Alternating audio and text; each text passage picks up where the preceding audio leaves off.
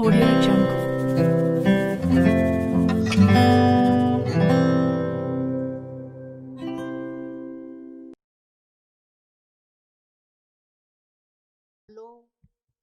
Hello, કેમ છો વિદ્યાર્થી મિત્રો? મજામાં? સુપ્રભાતમ. આજે આપણે ધોરણ 9 નો પહેલો વિડિયો લેક્ચર છે એ કરીએ છીએ. અત્યાર સુધી આપણે 18 પાઠ સુધી મેં તમને પીપીટી લેક્ચર મૂકેલા, એટલે તમે 18 પાઠ સુધી છે એ વ્યવસ્થિત કરેલા હશે. હવે આપણે આજે છે એ પાઠ 19મો કરવાનો છે, અને 19મો પાઠ છે વિનોદ પદ્યાની. વિનોદનો અર્થ થશે રમૂજ, આનંદ, હર્ષ, બરાબર? પદ્ય એટલે શ્લોકો, એટલે આવા રમૂજ ઉત્પન્ન કરે એવા શ્લોકો છે. એમાંના આપણે 4 શ્લોકો કરવાના છે. જુઓ બાળકો, ઘણા બધા શ્લોક એટલે કે મુક્તકો એવા હોય છે કે જેની અંદરથી આપણને કંઈક કથા વાર્તા કહી અને જીવનનો ઉપદેશ આપે છે. ક્યારેક ક્યારેક મુશ્કેલીમાં આપણે મુકાઈ ગયા હોય છે, તો એ મુશ્કેલીમાંથી બહાર કેવી રીતે નીકળવું એવો ઉપદેશ આપે છે. ક્યારેક ક્યારેક આપણે આગળ વધવું હોય પથ પર, તો આગળ કેવી રીતે વધવું અને સફળતા કેવી રીતે પ્રાપ્ત કરવી, એવી નાની મોટી વાર્તાઓ છે એની અંદરથી મળે છે, અને એ પણ આપણને એવું સમજાવે છે. આવા શ્લોકો છે આપણને અહીંયા 8 આપેલા છે. એ 8માંથી આપણે પેલા 4 શ્લોકો છે એ કરવાના છે, અને એ બધા શ્લોકો છે એ ચમત્કૃતિ એટલે શું? તો ઘણી વખત છે એની અંદરથી જવાબ મળી જાય છે, એટલે આપણે આશ્ચર્ય અને ચમત્કૃતિ સાથે એ જોવા મળે છે. બીજું, ઘણી વખત શબ્દો છે એ છૂટા પડે તો શબ્દનો અર્થ શું થાય, અને સંધિ થાય તો શું થાય. સંધિ એટલે તમને ખબર જ છે કે બે અથવા તો બે પદ હોય અને એનું જોઈન્ટ થવું, એક બની જવું, તો શબ્દનો આખો અર્થ છે એ બદલી જાય છે. સંસ્કૃત ભાષાની, ગુજરાતી ભાષાની ઘણી વખત આવી વિશેષતાઓ હોય છે. તો આવી વિશેષતા સાથે આપણે શ્લોક કરીએ. તો પહેલા નંબરનો શ્લોક છે કમ સંજંઘાન કૃષ્ણ કા શીતલ વાહિની ગંગા કેદાર પોષણ રતાહ કંબ બલવંતમ ન બાધતે શીતમ. હવે જુઓ, અહીંયા છે આ બધાથી તમને પ્રશ્નો પૂછ્યા છે. કમ, કા, કમ, આનાથી શું પ્રશ્ન પૂછ્યો? કમ સંજંઘાન કૃષ્ણ. હવે આ જંઘાનનો અર્થ શું થશે? શબ્દનો અર્થ લખું છું, હણિયો, બરાબર? કૃષ્ણએ કોને માર્યો? હવે જુઓ, પ્રશ્નનો જવાબ આમાં મળશે, પણ હું બીજું સ્ટેપ લઉં છું. આપણે 4 પદ છે એટલે 4 પદ પેલા જોઈ લઈએ અને પછી એનો જવાબ જોઈ છે, બરાબર? અહીંયા છે કૃષ્ણએ કોને હણ્યો, પછી એમ કીધું કા શીતલ વાહિની ગંગા. શીતલ વાહિની એટલે કે શીતળ જળ વહેનારી, શીતલ વાહિની એટલે કે ઠંડુ અથવા તો શીતળ જળ, જળ અથવા પાણી, શીતળ જળ વહેવનારી ગંગા કઈ, એટલે કે ક્યાં આગળથી નીકળે છે એમ. કેદાર પોષણ રતાહા, દાર પોષણ રતાહા, રતાહા એટલે મગ્ન, પોષણ એટલે પોષણ, દાર એટલે પત્ની, દાર, દારાનો અર્થ થશે પત્ની, એટલે આખા શબ્દનો અર્થ લખું છું, દાર પોષણ રતાહા. પત્નીને પોષણ આપવામાં મગ્ન. મગ્ન કોણ છે? એટલે કે પત્નીને વધારેમાં વધારે પોષણ અથવા તો અન્નની જરૂરિયાત છે એ તરત જ કોણ પૂરી પાડી શકે છે? કમ શીતમ, બલવંતમ એટલે બળવાનને.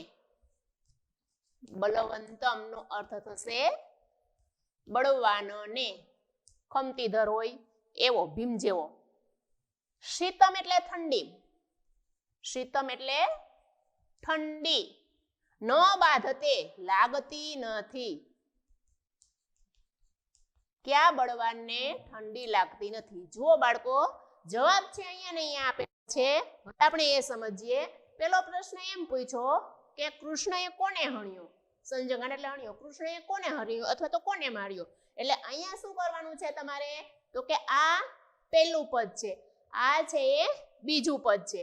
હવે પેલું પદ છે એ એકાક્ષરી છે, એટલે એકાક્ષરી પદ લઈ અને બીજા પદનો પેલો વર્ણ લઈ આવી જાય છે, એટલે એ આખો તમારે શબ્દ બનાવી નાખવાનો. મેં તમને કીધું ને કે સંધિ થતા શું થાય, આ પદ જુદું છે, અહીંયા સંધિ થઈ જશે, એટલે અહીંયા જવાબ આવશે કંસ. સમજાઈ ગયું? ત્યાર પછી કા શીતલ વાહિની ગંગા, શીતળ જળ વહેવનારી ગંગા કઈ છે? તો અહીંયા પણ તમારે એમ જ કરવાનું છે, પહેલું પદ અને બીજા પદનો પહેલો વર્ણ લઈ નાખવાનો અને આખો તમારે અહીંયા અલગ અલગ છે ને તમારે જોઈન્ટ કરી નાખવાનું. એટલે કાશી, કાશી, વારાણસી, બનારસી આ સ્થળ એવું છે ત્યાં ગંગાનું પાણી વધારેમાં વધારે ઠંડુ છે. ત્યાર પછી અહીંયા છે કેદાર પોષણ રતાહા, પોતાની પત્નીને તરત જ અન્નની જરૂરિયાત કોણ પૂરી પાડી દે છે? તો કે અહીંયા બે તમારા શબ્દ થશે કેદારો. કેદારનો અર્થ થશે, કેદારનો અર્થ થશે ખેડૂત, બરાબર ને? પોતાના ખેતરની અંદર અનાજ પાકે એટલે તરત જ આવે, આપણે તો બજારે લેવા જવું પડે, તો કે કેદારો એટલે ખેડૂત. પછી કમ બલવંતમ ન બાધતે શીતમ, ક્યાં બળવાનને ઠંડી લાગતી નથી. અહીંયા આખે આખો શબ્દ લઈ લેવાનો છે અને આ શબ્દ અહીંયા નથી સમાતો એટલે હું તમને અહીંયા જ લખી નાખું. કંબલવંતમનો અર્થ થશે કામડો કે ગામડો, એટલે એનો અર્થ થશે આપણે જે બ્લેન્કેટ ઓઢીએ છીએ તે, જે બકરાની ઊનમાંથી છે બનાવેલો હોય ને તે ધાબળો, બરાબર? ત્યાર પછી આખો શ્લોક થઈ ગયો, બરાબર સમજાઈ ગયો. હવે આપણે બીજો લઈએ છીએ તાતેન કથિતમ. આ શ્લોક છે, બરાબર? તાતેન કથિતમ, તાતઃનો અર્થ થશે પિતા, તાતેન એ તૃતીયાનું રૂપ છે, પિતાથી કહેવાયું. કોને કહેવાયું? પુત્રમ, પુત્રને. લેખમ, લેખમ, લીખ, લેખ, લખ. મમ આજ્ઞયા, અહીંયા સંધિ છૂટી પડશે, મમ વત્તા આજ્ઞયા, મારી આજ્ઞાથી લેખ લખ. પિતાએ શું? તાતનો અર્થ થશે પિતા, કથિતમ એટલે કહ્યું, પુત્રને કહ્યું, લેખ લખ. અહીંયા સંધિ છૂટી પડશે, મમ વત્તા આજ્ઞયા, મારી આજ્ઞાથી, બરાબર? આ સંધિ છોટી પાડી છે. આ શબ્દનો અર્થ આપ્યો છે ન તેન લિખિતો લેખ, ન એટલે ન લખ, તેન એટલે તેણે, તેણે એટલે કોણે? પુત્રએ, પુત્રએ લખ્યો નહીં, ન એટલે ન, લિખિતો લખ્યો, ન લખ્યો શું? લેખ. પિતુહુ આજ્ઞા, અહીંયા પણ સંધિ છૂટી પડશે. કેવી રીતે? તો કે પિતુહુ વત્તા આજ્ઞા. જો અને લેખ ન લખ્યો ને તોય શું કર્યું? પિતુહુ આજ્ઞા, પિતાની આજ્ઞાનું. ન લોપિતા, ઉલ્લંઘન ન કર્યું, લોપ ન કર્યું એટલે ઉલ્લંઘન ન કર્યું. તો હવે તમે સમજો બાળકો, એને કેવી રીતે લેખ લખ્યો હશે? તો કે જવાબ છે અહીંયા ને અહીંયા છે, એટલે આપણે એ રીતે સમજવાનો છે, એટલે આ શ્લોકનો આખો અર્થ છે એ આપણને સમજાઈ જશે. એટલે અહીંયા શું કીધું? તાતેન કથિતમ, પિતાએ કહ્યું, પુત્રમ લેખમ લેખ, બેટા લેખ લખ, મમ આજ્ઞા, મારી આજ્ઞા છે. પછી એને લેખ ન લખ્યો ને પણ લેખ લખ્યો અને પિતાની આજ્ઞાનું ઉલ્લંઘન ન કર્યું. કેવી રીતે લેખ લખ્યો? તો આ શબ્દ છે એને ભેગો આપણે કરી નાખવાનો છે, એટલે ન તે ન. સમજાય છે? અહીંયા સંધિ છૂટી પડ્યો એટલે શબ્દનો અર્થ બદલી ગયો. ન એટલે નહીં, તેને એટલે તેણે, લિખિતો એટલે લખ્યો, તેણે લખ્યો નહીં, ન અહીંયા મૂકી દઈએ એટલે ન લખ્યો. હવે શું કરવાનું છે? એને આપણે સાથે બનાવી દઈએ ને, એક સંધિનો શબ્દ સંયુક્ત. ન તેનો એનો અર્થ થશે નમ્રતાથી, નમ્રતાથી લેખ, લેખ છે એ લખ્યો. પિતાની આજ્ઞા ન લોપિતા, ન લોપિતા, લોપ ન કર્યો અથવા તો ઉલ્લંઘન ન કર્યું, એટલે પિતાની આજ્ઞા છે એ માની. છે ને આશ્ચર્ય ઉપજવનારા શ્લોકો? હવે ત્યાર પછી આપણે ત્રીજા નંબરનો જોઈએ. સીમન્નિતિ શું?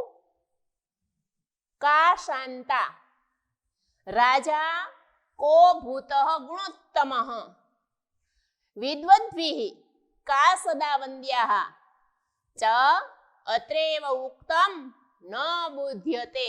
ચ અત્રેવ ઉક્તમ, જો સંધિ છૂટી પાડીને કહું છું તમને, ચ અને અત્રેવ અહીં જ ઉક્તમ કહેવાયું છે, ન બુધ્યતે પણ આપણને દેખાતું નથી. એટલે શું? તો કે આગળના શ્લોકના આપણે જે જવાબ જોયા ને એવા જ જવાબ છે અહીંયા જ આપેલા છે, પણ એ આપણને દેખાતા નથી. કેવી રીતે દેખાય? તો કે આપણે સમજવા પડે. સિમ્મનિતિ કા સંધ્યા, સિમ્મનિતિ નો અર્થ થશે સૌભાગ્યશાળી સ્ત્રી.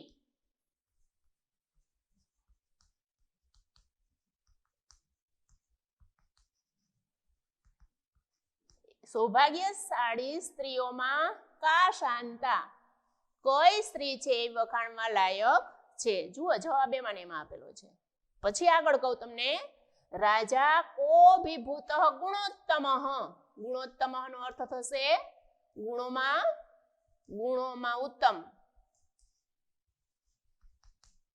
અને સંધિ છૂટી પડશે ગુણ વત્તા ઉત્તમ. વિદ્વદ્ભિઃ કા સદા વંદ્યા. વિદ્વદ્ભિઃ નો અર્થ થશે વિદ્વાનોમાં. વિદ્વદ્ભિઃ નો અર્થ થશે વિદ્વાનોમાં. સદા એટલે હંમેશા, નિત્ય. અને વંદ્યા એટલે વખાણવા લાયક અથવા તો પ્રશંસા કરવા યોગ્ય. બરાબર? ન બુધ્યતે અહીંયા દેખાતું નથી. હવે આ સંધિ તમે ખાસ યાદ રાખજો. આ ત્રણેય છે એ સંધિના શબ્દો છે. જુઓ બાળકો, ફરીથી કહી જાઉં છું કે કઈ રીતે સંધિ છૂટી પાડશે. આ તમારે લખવાનું છે. શબ્દના અર્થ લખાઈએ ને પછી સંધિ છોડો કરીને લખવાનું છે. કહ વત્તા ભૂત, ગુણ વત્તા ઉત્તમ, ચ વત્તા અત્રેવ વત્તા ઉક્તમ. અહીંયા મેં અત્રેવ એટલે અહીં જ કહી દીધું શબ્દનો અર્થ. અને ઉક્તમ એટલે કહેવાયું છે. ઉક્તમ નો અર્થ થશે કહેવાયું છે. બરાબર? હવે અહીંયા જ કહેવાયું છે પણ દેખાતું નથી. હવે આપણે જોઈ લઈએ. નથી દેખાતું ને? એ સિમ્મનિતિષુ કા શાંતા. સૌભાગ્યશાળી સ્ત્રીઓમાં કોણ છે વખાણવા લાયક છે અથવા તો ખૂબ જ શાંત છે? તો અહીંયા તમે પેલો શબ્દ લ્યો. બરાબર? આ જે આખો શબ્દ છે એનો પેલો વર્ણ લેવાનો છે. અને આ 4 પદ હોય ને, એક શ્લોક હોય ને એમાં 4 પદ હોય. હવે આ 4 પદમાંથી ને આપણે એક પદ જુદું પાડીએ એટલે અહીંયા એક પદ જુદું થઈ જશે. એટલે ઓટોમેટિક આ બીજું પદ થઈ ગયું. તો એ જે પદ પૂરું થાય છે એનો છેલ્લો વર્ણ લઈ લેવાનો. એટલે શું થશે? પેલાનો જવાબ શું થશે? સીતા થશે ને? ત્યાર પછી રાજા કો અભિભૂત. હવે તમને ઓટોમેટિક ખબર પડી જશે. પેલો જે શબ્દ છે એનો પેલો વર્ણ લેશો અને જે પદ છે એનો છેલ્લા શબ્દનો છેલ્લો વર્ણ લેશો. એટલે શું આવશે? રામ. ગુણોમાં ઉત્તમ કોણ છે? તો કે રામ. બરાબર? વિદ્વદ્ભિઃ કા સદા વંદ્યા. વિદ્વાનોમાં હંમેશા વખાણવા લાયક કોણ હોય છે? તો આપણે સૌ કોઈ પ્રાપ્ત કરીએ છીએ. એમાં તમે દરેક વિદ્યાર્થીઓ આવી જાઓ એટલે શું આવશે? વિદ્યા. જો ન મળેલી હોય તો આપણને કંઈ ખબર પડતી નથી.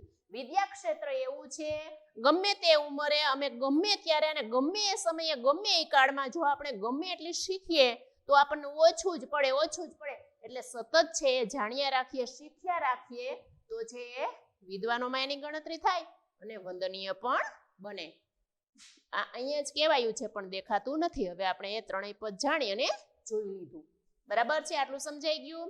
હવે આપણે આગળ ચાલીએ એટલે કે શ્લોક નંબર છે એ 4 કરીએ. વ્રજંતી પદ્માની કદા વિકાસમ પ્રિયાગતે ભર્તરી કિમ કરોતિ રાત્રોચ નિત્યમ વિરહાતુરા કા સૂર્યોદયે રોદિતી ચક્રવાકી. આ 4 પદ છે એ આપેલા છે. 4 અલગ અલગ છે. વ્રજંતી પદ્માની કદા વિકાસમ. પદ્માની, પદ્મનો અર્થ થશે કમળ. પદ્માની એટલે કમળો. પદ્મનો અર્થ થશે કમળ. અહીંયા બહુવચનનું રૂપ છે. કેવો, કેવી, કેવું આવે ને એટલે એના ઉપરથી આપણે કોઈ લિંગ છે ને એ ખબર પડે. પુલ્લિંગ છે અથવા તો સ્ત્રીલિંગ છે અથવા તો નપુંસકલિંગ છે. અહીંયા પદ્માની. બરાબર? વનમ વને વનાની, પદ્મમ પદ્મે પદ્માની એટલે બહુવચનનું રૂપ છે. એટલે આ નપુંસકલિંગનું રૂપ છે બહુવચનનું પદ્મનું. પછી કદા એટલે ક્યારે? વિકાસંતી એટલે વિકાસ પામે છે.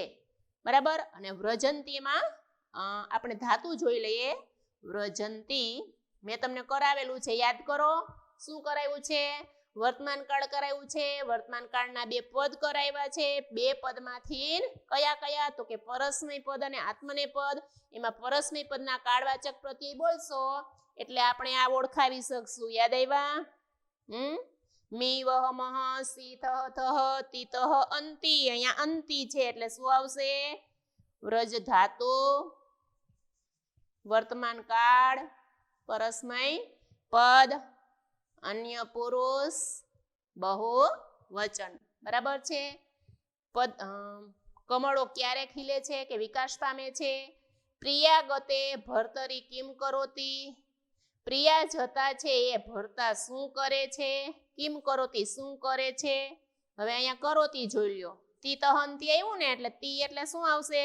તો કે અન્ય પુરુષ તો આવશે પણ પેલા આવે છે તી તહંતી તી એટલે અહીંયા શું આવશે? ક્રુ ધાતુ આવશે. ધાતુ છે એ ક્રુ આવશે. વર્તમાન કાળ આવશે, પરસ્મય પદ આવશે, અન્ય પુરુષ આવશે પણ તી પેલા આવ્યો એટલે શું આવશે? એક વચન. આટલો ફેરફાર છે.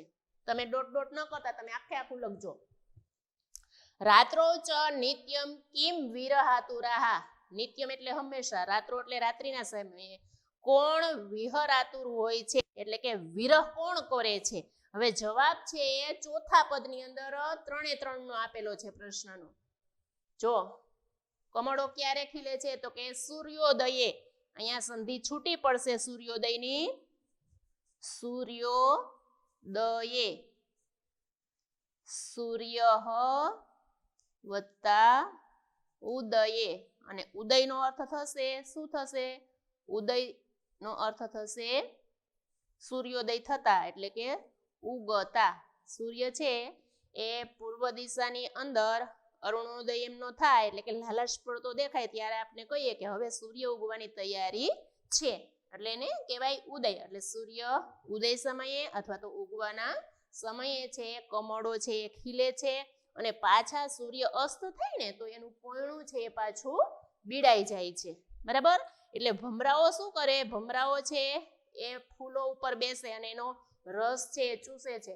પણ જો એ રસ ચૂસવામાં મગ્ન હોય ને તો ફરીથી જો સૂર્ય અસ્ત થઈ જાય તો બધા ભમરા છે એની અંદર છે એ બીડાઈ જાય છે અને પછી જ્યારે છે એ કમળ ચૂંટી લેવામાં આવે કેવા ભગવાનને અર્ઘ્ય માટે આપવા માટે કે ચડાવવા માટે, તો જ્યારે એનો સમય થાય છે ફૂલ ચડાવવાનો એ ગાળા દરમિયાન જો પર્ણું આપણે ચૂંટી લીધું હોય ને તો એ પાછું ખીલે છે અને ભમરા છે એ ઉડે છે. આ એક વાત ઉપરથી આખું એક મેઘદૂત કાવ્ય રચાઈ ગયું બાળકો. પછી આપણે ક્યારેક આ વાત કરશું પણ આટલી તમને ખબર હોવી જોઈએ કે ભમરાઓ છે સૂર્યાસ્ત સમયે જો ખબર ન હોય તો એ બીડાઈ જાય છે. ત્યાર પછી પ્રિયા જતા ભર્તરીએ છે શું કરે છે તો રોદીતી એટલે રડે છે. હવે આમાં રુદ ધાતુ આવશે. પછી આની જેમ જ તમે ઓળખાવી લેજો કરોતીની જેમ. ધાતુ એક જ ફેર પડશે. અહીંયા ક્રુ ધાતુ છે, અહીંયા રુદ ધાતુ છે, બાકી બધું એમનું એમ. તો એ રાત્રિના સમયે છે એ કોણ વિહરાતું હોય છે તો કે ચક્રવાકી. ચક્રવાકીનો અર્થ થશે ચક્રવાક અને ચક્રવાકી બે પક્ષી એવા છે જે રાત્રિના સમયે છૂટા પડે છે અને સવારના સમયે છે પાછા બંને મળે છે. આ કુદરતી ક્રમ છે અને કુદરતી ક્રમમાં આપણે મિનમેખ ન કરી શકીએ એટલે બંને છૂટા પડતા ચક્રવાકી છે એ ખૂબ જ પોતાના પ્રિયતમને યાદ કરતા વિહરાતુર હોય છે. તમને ખ્યાલ હોય તો આપણું જે હિન્દુ સાહિત્યનો એક ધર્મનો પવિત્ર ગ્રંથ છે તે રામાયણ એ આની ઉપરથી જ લખાયેલો છે. ચક્રવાક અને ચક્રવાકી બે યુગલ છે એ બેઠું હતું સવારનો સમય, કારણ કે કુદરતી રીતે એને સવારે મળવાનું હોય છે તો એ વૃક્ષ ઉપર બેઠું હતું અને વાલ્મીકી ઋષિ નદીએ સ્નાન કરવા માટે ગયા અને કોઈ પારધી છે એ પોતાનો શિકાર કરવા માટે નીકળો અને આ પારધી છે ને એ શિકાર કોને બનાવ્યું તો કે ચક્રવાક અને ચક્રવાકી યુગલ બેઠું તો એમાં ચક્રવાકને બનાવ્યું છે. ચક્રવાક છે એ પેલા પારધીના બાણથી વિંધાઈ જાય છે, લોહલુહાણ થઈ જાય છે, જમીન પર પડે છે અને ચક્રવાકી ખૂબ જ છે એ વેદના વ્યક્ત કરે છે ને ત્યારે વાલ્મીકી ઋષિ શાપ આપે છે અને અનુષ્ટુપ છંદમાં છંદોબદ્ધ શ્લોક એમના મુખમાંથી સરી પડે છે અને લખાય છે રામાયણ. પછી તો ત્યાં આગળ નારદ પ્રગટ થાય છે. નારદ એને કહે છે કે તમે ખૂબ જ ગેય શ્લોકમાં છે આ તમારો શ્લોક મુખમાંથી સરી પડ્યો છે અને તમે રામ અને સીતાને પાત્ર બનાવીને રામાયણ લખો. એના જો કોઈ નિમિત્ત હોય ને તો આ ચક્રવાક અને ચક્રવાકી છે. જો બાળકો અહીંયા સુધી તમને સમજાઈ ગયું હશે. તમે બધા છે એ શ્લોક લખજો, શ્લોકનું ભાષાંતર લખજો, ત્યાર પછી શબ્દાર્થ લખજો, ક્રિયાપદ લખજો, સંધિ લખજો અને સરસ મજાની છે એ તૈયારી કરજો. All the best. હવે પછી આપણે પછીના 4 શ્લોકો સાથે બીજા વિડીયો લેક્ચરની અંદર મળશું. ધન્યવાદ.